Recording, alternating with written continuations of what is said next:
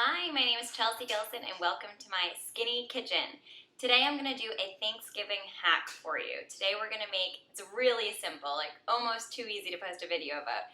We're going to make sweet potatoes that are mashed up and have a really nice pureed texture to them, but they have a little bit of zing. So they'll have a little bit of sweet, a little bit of crunch, and I'll give you plenty of add-ins and different options along the way. So what you're going to need as our base is, I like to do one large sweet potato per person that you're planning on serving. I ended up getting smaller sweet potatoes, so I'll probably do 2 per person. And then you have to have pecans. I like to get the ones that are cinnamon pecans. It has a little bit of sugar on them. Or you can also roast your own cinnamon sugar pecans as well, or just use the regular old ones.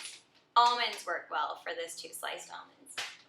You're going to need some kind of garlic. I'm going to use crushed garlic just to save time.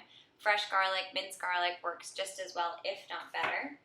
You'll need cinnamon, a dash of nutmeg if you have it. Again, pumpkin pie spice can be used if you don't have either of those.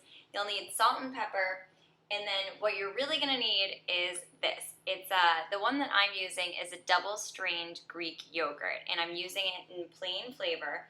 And I like it because it doesn't have a yogurty taste to it. It's really thick Greek yogurt, all natural, and it's lactose-free. You can use whatever you like. I think the Greek yogurts have the nicest texture. I think the thicker ones work best for this. If you're vegan, looking for a vegan option, even adding in some almond milk or something like that, just a little bit will work. I like to do 1 ounce of yogurt per sweet potato, so per large sweet potato. So 1 ounce of yogurt per person. All right, so to start, we obviously have to cook our sweet potatoes first. Anyone that's worked with these things knows how hard they are, how long it takes to cook them. So I'm going to heat the oven to 400. Take my sweet potato, give it a few stabs with a fork.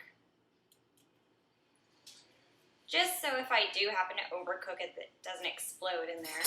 And then I'm just going to wrap it in tin foil loosely and pop it in the oven. And I'm going to leave, these ones are really small, so I'll probably leave these in for like 25 minutes. For a large sweet potato, 45 or so, when you take it out, you want to be able to push your fingers into it.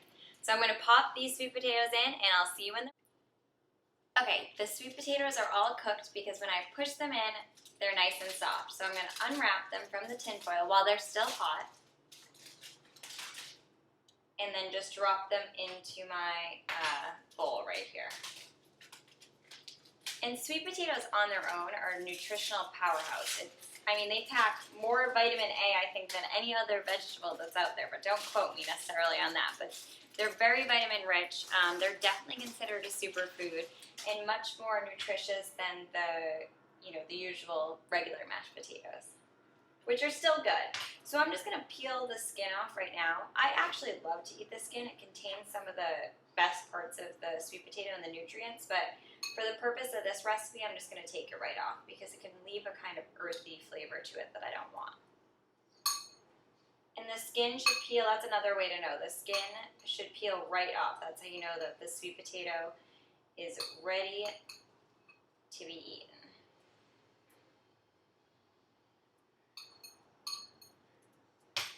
Okay, good. So all the sweet potato skin is off, and make sure you check for the little ends too, because sometimes they can get stuck on the ends there, and that's usually the most earthy flavor.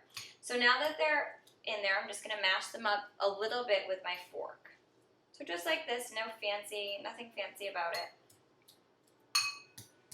And while it's still hot, I'm going to add my garlic. Now again, I normally would probably use 1 fresh garlic clove in here, but since I'm only making a serving big enough for me, I'm going to use like half or maybe even a 4th of garlic. So I'll add that in, stir it up a little bit. Okay, and now for the yogurt.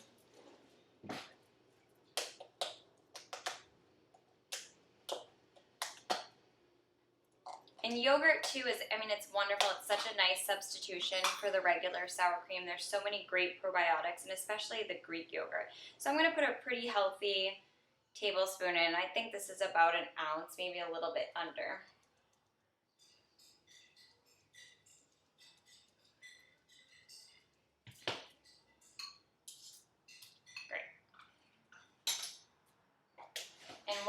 right here, I'm going to do a generous sprinkle of cinnamon, which is probably like half a teaspoon. And then just a sprinkle of nutmeg, nothing crazy, because nutmeg is a very powerful spice. And then a turn of the pepper. This is fresh ground pepper. And then on the top of this I have sea salt. So I'll do a couple shakes of the sea salt, probably again like 1/4 teaspoon. And then I'll mix it all in. And this is going to give you a pretty sweet flavor because of the cinnamon. You can always add a little bit of honey or maple syrup if what you're really craving is that sweet potato casserole that has the marshmallows and is very sugary. The maple syrup or a little bit of honey will definitely give you that flavor. Even 1 teaspoon of brown sugar too will give that to you as well. And I haven't experienced with using agave or stevia or anything like that in here, but that might be something worth trying too. All right. And then because I am more of a savory person for my sweet potato dishes, I'm going to do a little bit of drizzle of olive oil as well. I think that it blends nicely, and it's nice to get some monosaturated fats in there as well. I love olive oil and sweet potato together. All right.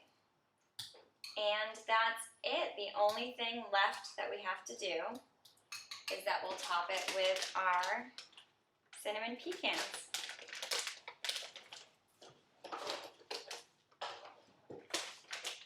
And for these, it's so easy to make these yourself. If you have some pecans or some nut, any kind of nut laying around, you can just roast it in the oven or even saute it in a pan with some cinnamon and a little bit of sugar or just the cinnamon. And you can make these yourself pretty easily. But I went the easy way and bought them store-bought. So I like to just crinkle some on the top. So you just get a little bit of crunch right on the top. And it looks so festive, so good. This is a perfect side for your Thanksgiving dinner. And so healthy, and the kids will love it. Everybody loves this. It's beautiful. I guess I'll have a bite while I'm here. And perfect. It's really good. Thank you for watching. This is Chelsea's Skinny Kitchen.